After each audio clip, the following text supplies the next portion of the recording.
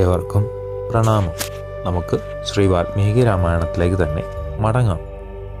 സർവവേദവിജ്ഞനും അമേയ ബുദ്ധിമാനുമായ ഭഗവാൻ ഋഷ്യശൃംഗൻ അല്പനേരം കണ്ണടച്ച് ചിന്തിച്ച് ഇങ്ങനെ പറഞ്ഞു: മന്നവേന്ദ്ര, അഥർവ വേദപ്രോക്തങ്ങളായ മന്ത്രങ്ങളെ കൊണ്ട് പുത്രകാമേഷ്ടി എന്ന ശ്രേഷ്ഠയജ്ഞത്തെ സന്താനസിദ്ധിക്കായി ഞാൻ ചെയ്യാം.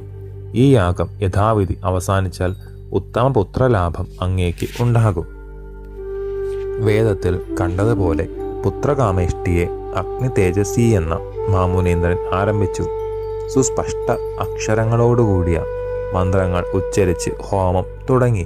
ദേവന്മാർ, ഗന്ധർവന്മാർ, സിദ്ധന്മാർ, ഋഷീന്ദ്രന്മാർ എന്നിവരാകട്ടെ സ്വഭാഗങ്ങളെ സ്വീകരിക്കുവാൻ അവിടെ സന്നിഹിതരായിരുന്നു.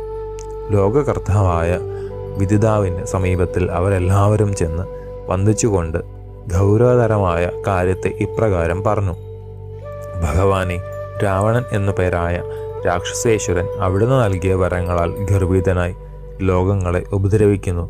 ആ അസുരേന്ദ്രൻ്റെ തപസ്സിൽ സന്തുഷ്ടനായ അവിടുന്ന് അനുഗ്രഹിച്ചതിനാൽ ഞങ്ങളെ ദ്രോഹിക്കുകയാണ്.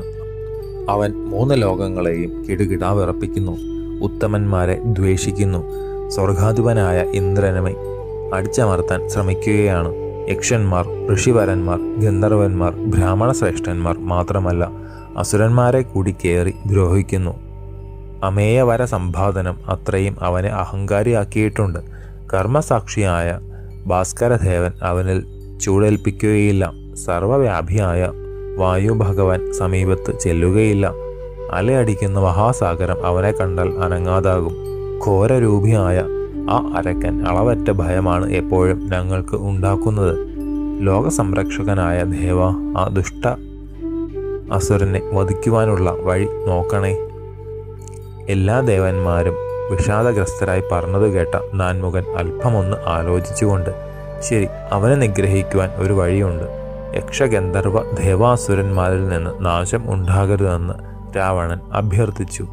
ഏറ്റവും സന്തുഷ്ടനായിരുന്ന ഞാൻ അങ്ങനെ തന്നെ എന്ന് വരവുമേകി. എന്നാൽ അവജ്ഞ കൊണ്ടായിരിക്കാം അവൻ മനുഷ്യനെ ഒഴിവാക്കിയിട്ടുണ്ട്. അതുകൊണ്ട് നരന് ആ അരക്കനെ വധിക്കാം. മറ്റൊരു ജീവിക്കും അവനെ വധിക്കുവാൻ സാധ്യമല്ല.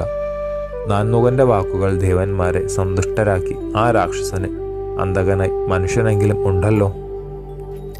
അവാച്യമായൊരു അത്ഭുത തേജസ് ആ സന്ദർഭത്തിൽ അവിടെ കണ്ടു. ശംഖ്, ചക്രം, ഗദ എന്നീ വരായുധങ്ങൾ ഏന്തി പീതാംബരം ധരിച്ച് സർവാഭരണ വിഭൂഷിതനായി അപ്രമേയ പ്രകാശരൂപത്തിൽ അകലലോക നിയന്താവായ മഹാവിഷ്ണു ധാതൃസമീപത്തിൽ പ്രത്യക്ഷനായി നിൽക്കുന്നു.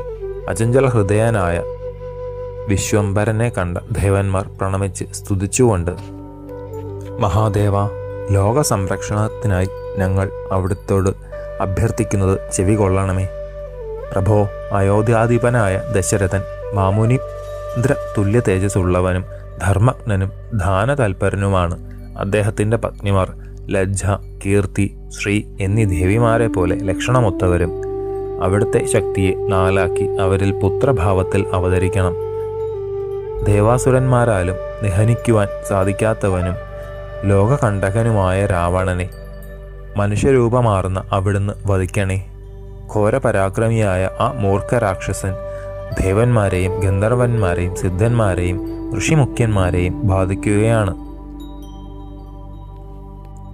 നന്ദന വനാരാമത്തിൽ വിഹരിച്ചുകൊണ്ടിരുന്ന അപ്സരസുകളെയും ഗന്ധർവന്മാരെയും മാമുനിമാരെയും ഉപദ്രവിച്ചു അത്രേ. സിദ്ധഗന്ധർവ മുനിമാരോടുകൂടി അവൻ്റെ വധപ്രാർത്ഥനകൾക്ക് വന്ന ഞങ്ങളെല്ലാവരും അവിടുത്തെ ശരണം പ്രാപിക്കുന്നു. അവിടുന്ന് മാത്രമേ ഉറ്റാശ്രയമുള്ളൂ. ഭൂമിയുടെയും സ്വർഗത്തിൻ്റെയും ധൂമകേതുവായ രാവണ നിഗ്രഹത്തിന് നരനായി അവതരിക്കുവാൻ തിരുവുള്ളം ഉണ്ടാകണേ എന്നിങ്ങനെ പ്രാർത്ഥിച്ചു. സർവ്വലോകങ്ങളാലും സർവദാ നമസ്കരിക്കപ്പെടുന്ന ദേവദേവൻ വിരിഞ്ച പ്രമുഖന്മാരായ നിർജ്ജരന്മാരോട് സസ്മിതം അരുളി ചെയ്തു: ദേവന്മാരെ, നിർഭയരായിരിക്കുവിൻ. നിങ്ങൾക്കേവർക്കും മംഗളം ഭവിക്കട്ടെ. ദേവന്മാരെയും ഋഷിമാരെയും ദ്രോഹിക്കുന്ന ക്രൂര രാവണ രാക്ഷസനെ പുത്രപൗത്രന്മാരോടും അമാത്യന്മാരോടും മിത്രനാദി ബന്ധുക്കളോടും കൂടി വധിക്കാം. മാത്രമല്ല 17,000 സംവത്സരം ഭൂമി ഭരിച്ച് വാഴുകയും ചെയ്യാം.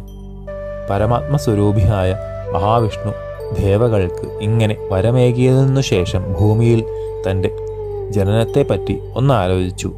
സ്വശക്തിയെ നാലായി പതുത്തുകൊണ്ട് ദശരഥ മഹാരാജാവിനെ പിതാവാക്കുവാൻ സങ്കല്പിച്ചു കഴിഞ്ഞു.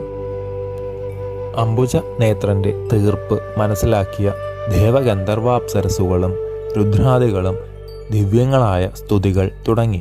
മധുസൂദനനോട് വീണ്ടും അവർ അഭ്യർത്ഥിച്ചു, മഹാപ്രഭോ, അത്യുഗ്ര തേജസ്സിയാർന്നവനും അത്യുദ്ധതനും മഹാഗർവിഷ്ഠനും ത്രിദശദ്വേഷകനും ലോകങ്ങളെ മുഴുവൻ കരയിക്കുന്നവനും സജ്ജനങ്ങൾക്കും തപസ്വിമാർക്കും കണ്ഠകനുമായ ഭയങ്കര രാക്ഷസനെ ഇല്ലായ്മ ചെയ്യണേ. എല്ലാ ജീവികൾക്കും ഉപദ്രവം ഏകുന്നവനുമായ ഉഗ്രരാവണനെ സർവ്വസൈന്യങ്ങളോടും ബന്ധുക്കളോടും കൂടി വധിച്ച് ദോഷപങ്ക മേശാത്തതും സുരരാജപാലിതവുമായ സ്വലോകത്തിലേക്ക് സന്തുഷ്ടനായി എഴുന്നള്ളിയാലും. ശേഷം ചരിതം നമുക്ക് അടുത്ത ഭാഗത്തിലേക്ക് നോക്കിക്കാണാം. ഗുരുപാദങ്ങളിൽ സാഷ്ടാംഗ പ്രണാമത്തോടെ നമസ്കാരം.